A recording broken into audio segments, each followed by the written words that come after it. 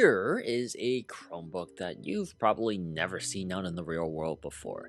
It runs Google's laptop operating system, which we love, but doesn't have a keyboard to call its own. This is the Acer Chromebook Tab 10, and it is the strangest Chromebook I have ever owned. So right off the bat, this Chromebook, and yes, I'm giving air quotes right now, gives your eyes a 9.7-inch range of real estate to look at. The Tab 10 has good resolution with a better than Quad HD display. It's a nice and sharp display, and if you're acquainted with iPads, this will feel like a familiar size to you.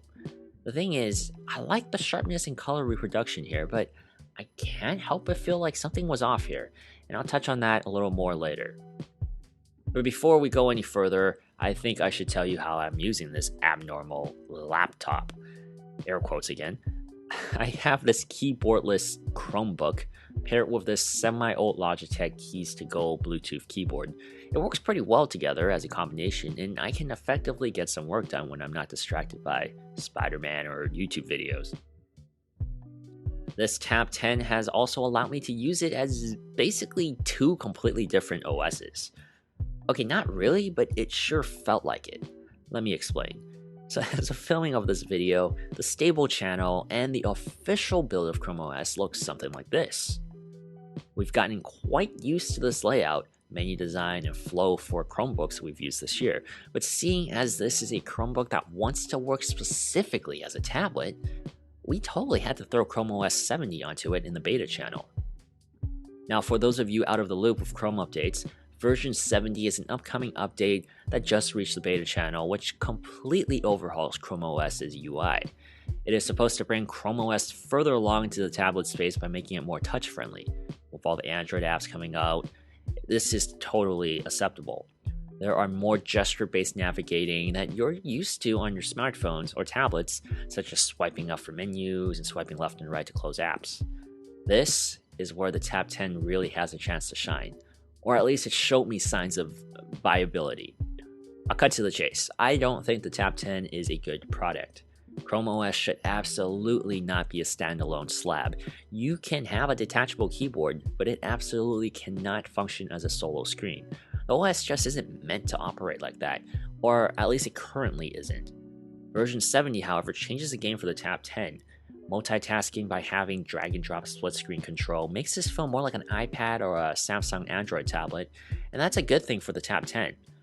I don't know though if it's a good thing for Chrome OS. That's a different video discussion. Anyway, this Chromebook has all the goodies if you're into experimenting.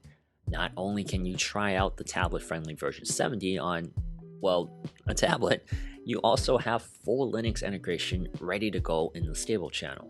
What this means is that the Tab 10 honestly feels more like a developer's toy than something you and I would use in, say, school or work. This is built with a plastic body meant for young students to abuse. It's cheap feeling, but the ridges on the back help with the grip. I actually don't dislike it. The front panel creaks, and you definitely would not classify this as a premium tablet, but it has USB-C and dual speakers, one on each side of landscape mode. It's a very peculiar build. There is also an included stylus that can be stored into the body. It isn't an S Pen, and it isn't even the best in-body stylus on a Chrome OS device. That honor goes to the Chromebook Plus and Pro. But it's there, and it's a nice thing that it can be stored inside the body. It can't be shoved in the wrong way either, for those of you wondering. The pressure sensitivity and input lag is nothing you would address as major selling points for this device.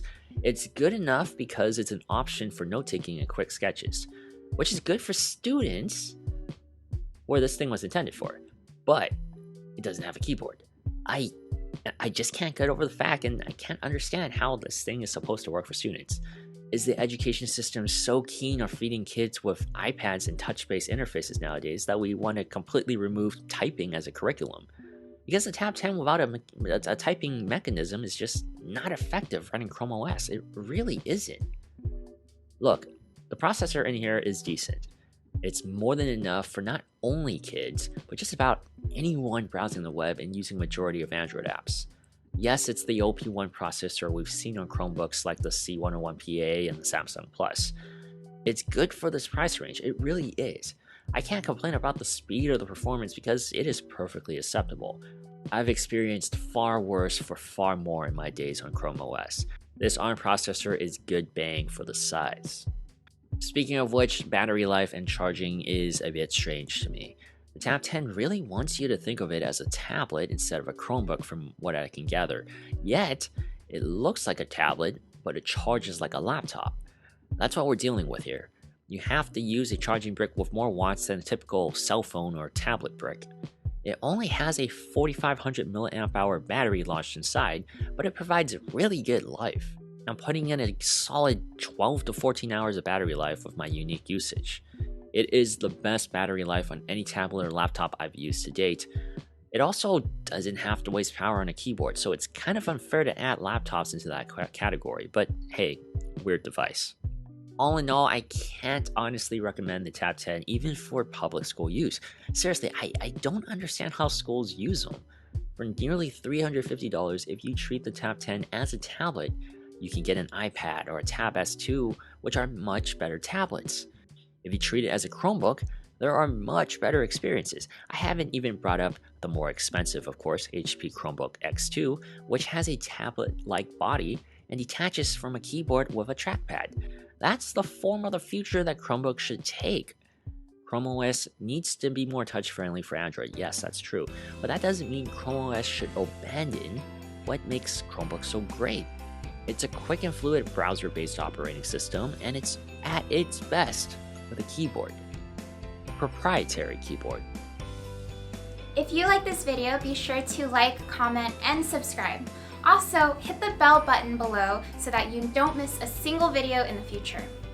I'll see you guys next time. Bye!